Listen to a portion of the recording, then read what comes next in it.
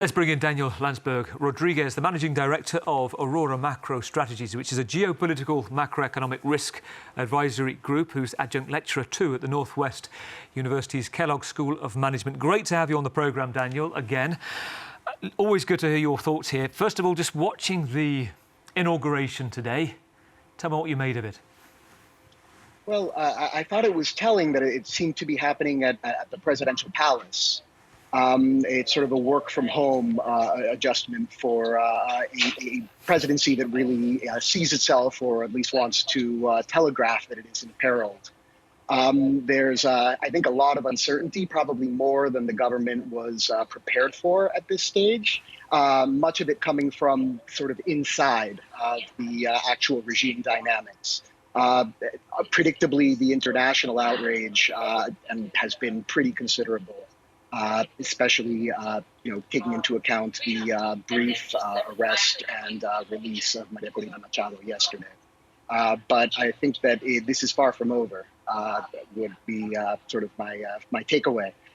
This is sort of the it starts with the inauguration, but there's still a lot left to play from both sides.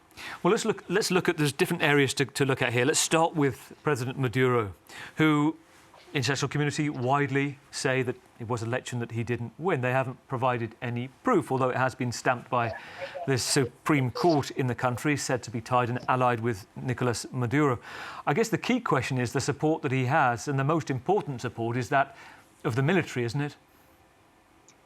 Yes, kind of. So the military in Venezuela is not particularly cohesive at this stage. One of the things that the government or the regime has done very well has been to essentially decapitate the military. There's really not a clear chain of command, and that is actually something that can be very useful if you think of the military as something that is more likely to overthrow you than it is to have to protect you from invasion.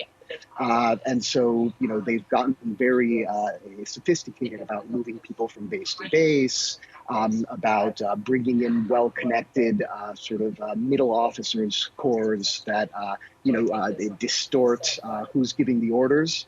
Because one is closer to the political elite, even if they are outranked by others.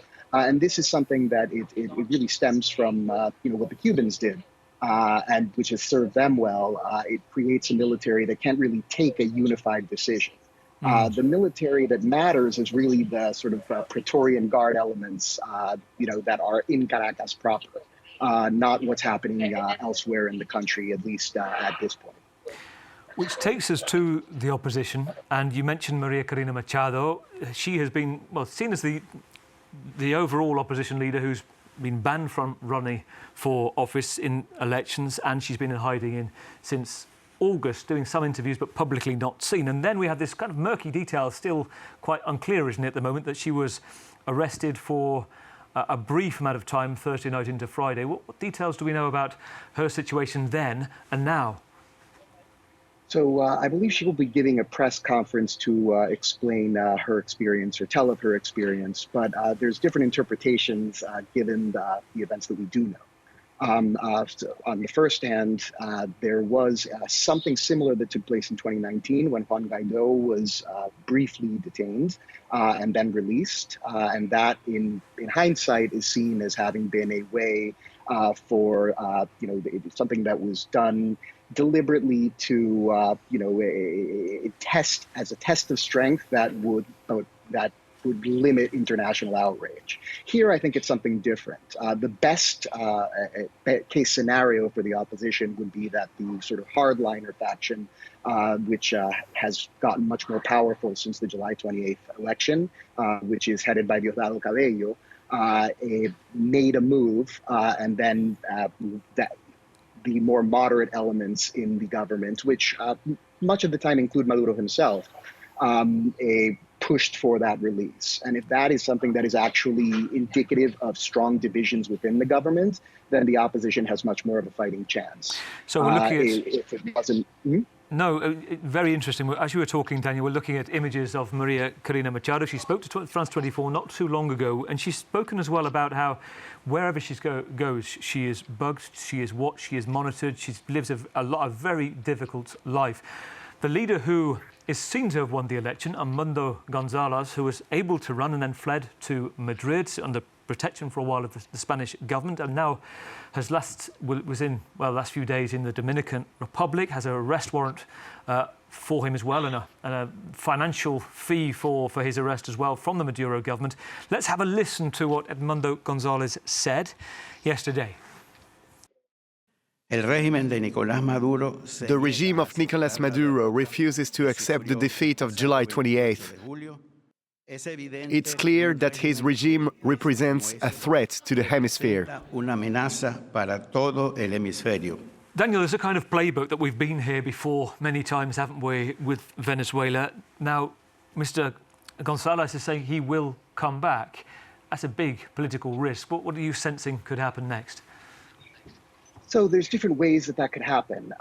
One is if he just appears. This is something that Maria Corina herself has done relatively frequently, in which, including right after the July 28th elections, in which she appears, and Edmond Gonzalez did as well, when it was expected that it would be too dangerous for them to do so.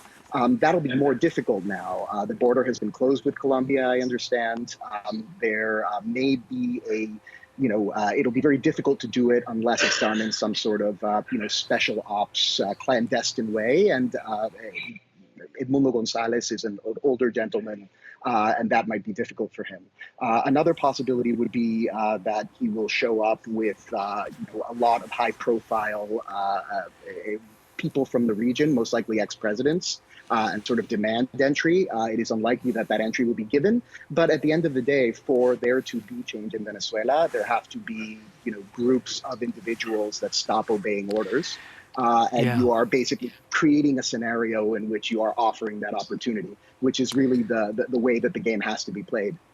A tough ask in the 30 seconds or so we've got, but I'd briefly like your thought on this. I know Nicolas Maduro, according to various reports, had actually paid money into the first time round the election of Donald Trump, something like $500,000. How do you expect that potential relationship to be when he next comes into office, Mr. Trump, with Venezuela? Well, it depends who has really control over the policy-making apparatus within the new Trump administration. There is a group of, including the upcoming Secretary of State, who are much more sort of classically neoconservative in terms of their views on Latin America. There's a sort of a South Florida contingent, but then there's another contingent which is sort of an America First one, where the makings of a deal do theoretically exist, in which Venezuela has lost a third of its population in the last couple of years. There's lots of room. And there are a lot of Venezuelan and other immigrants that they haven't found a third country to send to. And so the question is going to be who is going to be driving policy in that regard. That said, given this scenario, makes it much more difficult for there to be a deal, at least in the very short term, regardless of who is pushing.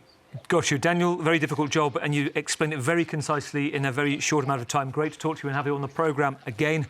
Daniel Lansberg-Rodriguez from Aurora Macro Risk Strategy Group. Stay with us on France 24. We'll be back in just a moment.